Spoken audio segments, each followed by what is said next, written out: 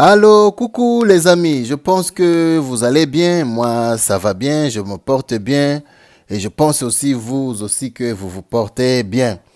Alors une immense joie de vous rencontrer par le biais de cette vidéo auquel beaucoup m'ont demandé certaines questions qui m'ont poussé à faire cette vidéo seulement concernant ce dont ils me demandaient.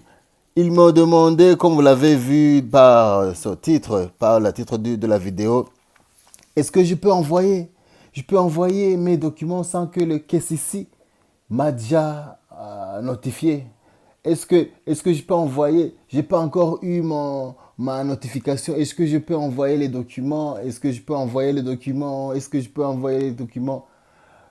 Bon, les amis, vraiment, je vous comprends, vous êtes stressés et la tension vraiment elle a une raison. Alors, c'est pour cela que je vais faire cette vidéo. J'aimerais que vous restez jusqu'à la fin de cette vidéo.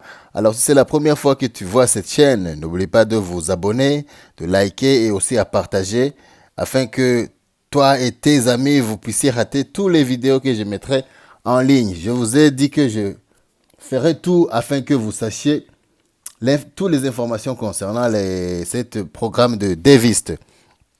Alors les amis, cette vidéo va être divisée en deux. D'abord, je vais répondre à vos questions concernant est-ce que je peux envoyer les documents au KCC sans qu'on m'a déjà notifié ou sans qu'on m'a demandé de les envoyer. Et la deuxième vidéo, cette question concerne aussi les Devist 21 et les Devist 2022.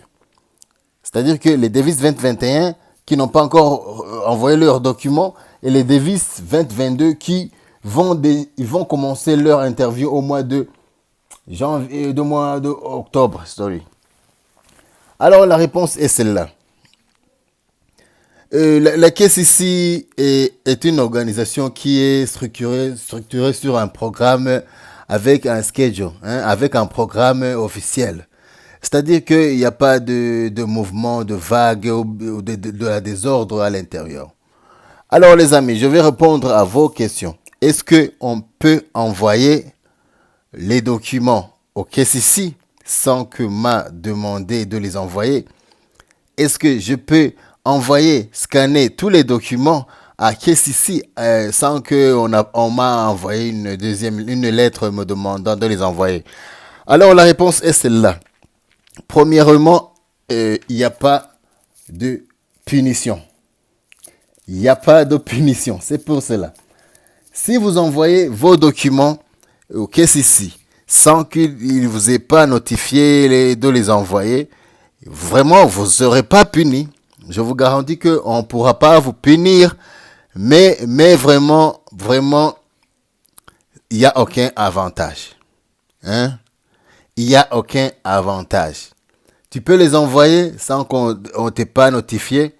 C'est comme égal à ne pas les envoyer. Tout court. Alors, pourquoi? Pourquoi il y a aucun avantage? Parce que, imaginez que tout le monde commence à envoyer les documents. Traite-moi mon cas, traite-moi mon cas, traite-moi mon cas, traite-moi mon cas. Je vous garantis les amis, personne ne pourra vraiment faire bousculer ou bien pourra faire avancer votre dossier. C'est pour cela que il est préférable d'attendre la notification de la KCC te demandant d'envoyer les documents. Parce que si la KCC te notifie d'envoyer les documents, c'est-à-dire qu'ils sont à l'écoute, ils sont prêts. Ils attendent ta réaction. Ils sont là, ils attendent que tu leur envoies les documents. Mais si tu commences à les envoyer sans qu'ils t'ont déjà demandé de les envoyer, c'est comme jeter à la poubelle. C'est comme un non-interesting email, tu sais. C'est comme j'allais dire dérangement, mais c'est pas dérangé même, parce qu'ils pourront même pas voir. Ils pourront même pas voir, parce qu'ils verront tes documents si ils t'ont demandé de les envoyer. Pour cela, ils pourront ouvrir un folder ou bien un fichier pour toi, attendre les documents afin que tu les scannes et que tu les envoies. Alors, tous ceux qui me demandaient vraiment, je peux envoyer les documents, je peux scanner les envoyer les documents sans qu'on m'ait notifié. Vous pouvez les envoyer. Vous pouvez les envoyer, mais vraiment, il y a aucun avantage. Il n'y a aucun avantage. Ça sert à rien, en d'autres mots. Ça sert à rien d'envoyer les documents sans qu'on vous ait pas notifié. Et aussi, vous ne serez pas puni. Vous ne serez pas puni parce que c'est pas une erreur. C'est pas un scandale que vous avez fait. Alors, c'était les deux questions, les deux réponses que je voulais clarifier à mes chers abonnés et tous ceux qui ne sont pas abonnés, abonnez-vous. Alors, tous ceux qui se demandaient, est-ce que je peux envoyer les documents? Envoyez-les, ils ne seront pas considérés. Et vous ne serez pas même pas punis. Hein? Vaut mieux attendre, parce que si vous attendiez, si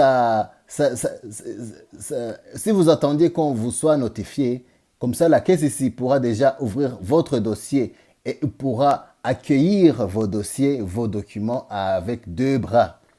Ça, c'est la belle solution. Alors, les amis, je sais vraiment, vous êtes stressés, vous êtes inquiets, vous êtes... hein, vous voyez que ça avance pas. Parce qu'il y a certains qui m'ont dit, moi, j'ai envoyé les documents au mois de mai. Mais ils m'ont pas encore répondu. Parce que tu as envoyé les documents au mois de mai sans qu'on t'ait demandé de les envoyer. C'est-à-dire qu'ils ne sont pas considérés. C'est-à-dire au moment opportun, au moment venu, ils pourront te contacter et te demander de les envoyer à nouveau. Alors c'est à ce temps-là que tu pourras les envoyer. Ça, c'est la première vidéo éclaircissant la réponse. Alors concernant la DV 2022, la DV 2022, la DV 2022, je vous rappelle que le budget annuel fiscal des États-Unis va commencer le 1er octobre. Hein? C'est New Fiscal Year. Et je vous rappelle que s'il commence au 1er octobre 2021, c'est-à-dire que les interviews pourront commencer dès cette date. C'est-à-dire que en mi-août, au 15e jour ou bien à la deuxième semaine du mois d'août, beaucoup de gens qui devraient passer leur interview au mois d'octobre devraient avoir leur notification leur demandant d'envoyer les documents et aussi à passer leurs examens médicaux. Hein? Alors les amis, si vous avez une caisse number qui est proche, hein, qui est si proche de 1500, 2000, 3000, 4000, vraiment vérifiez vos emails parce que je pense que d'ici quelques jours, vous aurez des notifications vous demandant les documents à envoyer au KCC. Alors pour ce fait, je vais même vous citer les documents auxquels ils auront besoin que vous les envoie parce que c'est pas tous les documents. Je vous rappelle qu'il y a deux parties de documents. Il y a les documents que tu devras scanner et envoyer à la caisse ici. Et il y a aussi d'autres documents que tu pourras pas envoyer et que tu amèneras à l'interview. Ce sont deux sortes de documents. Ceux que tu envoies à la caisse ici, ils sont différents à ceux que tu pourras emporter lors de l'interview. Alors, pour ceux qui recevront leur notification demandant d'envoyer je pense que la vidéo devient très longue. Je crois que je vais faire une autre vidéo après pour que je puisse faire deux vidéos séparées. Ok. On se retrouve sur une autre vidéo après.